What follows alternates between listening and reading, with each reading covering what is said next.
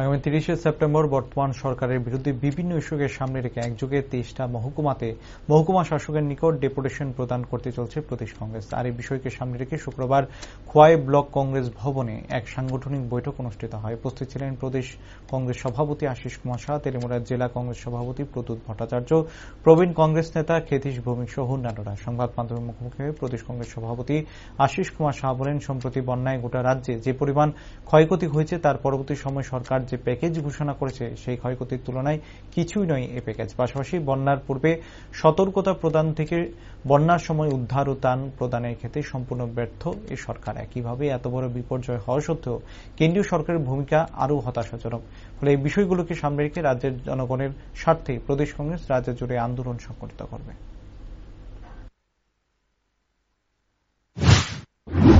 Package ঘোষণা করেছেন এবং সেই প্যাকেজে সাধারণ মানুষের যে ক্ষয়ক্ষতির পরিমাণ সেটা মুখ্যমন্ত্রীর নিজের বিবৃতিতে 15,000 কোটি টাকা।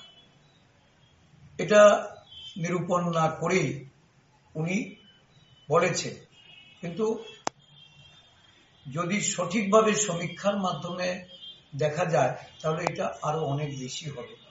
সেই তুলনায় কৃষিজীবী, মৎস্যজীবী বা পশুপালন, উদ্যান চাষী, সাধারণ শ্রমিক, মেহনতি মানুষের জন্য যে আর্থিক বরাদ্দের ব্যবস্থা হয়েছে এটা শুধু অপ্রতুলই নয়, এটা যৎসামান্য।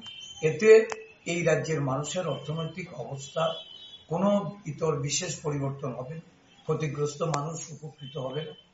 আমরা কংগ্রেস দল এই বিষয়টা নিয়ে মুখ্য সচিব বরাবর মহকুমা শাসকের মাধ্যমে রাজ্যের প্রতিটি মহকুমা এই বন্যায়, এটা বলা যায় এই রাজ্যে এই ধরনের বন্যা সম্মুখীন কখনো এই রাজ্যের জনসাধারণ হয়নি।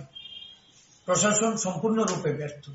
আগাম বার্তা দেওয়ার ক্ষেত্রে যেমন তারা কোনো ধরনের বার্তা দিতে পারেনি, পরবর্তী সময়েও দেখা গেছে যে রেস্কিউ করার ক্ষেত্রে বা তাদেরকে ত্রাণ প্রদানের ক্ষেত্রেও বড় ধরনের একটা প্রশাসনিক ব্যর্থতা এটা উঠে এসেছে।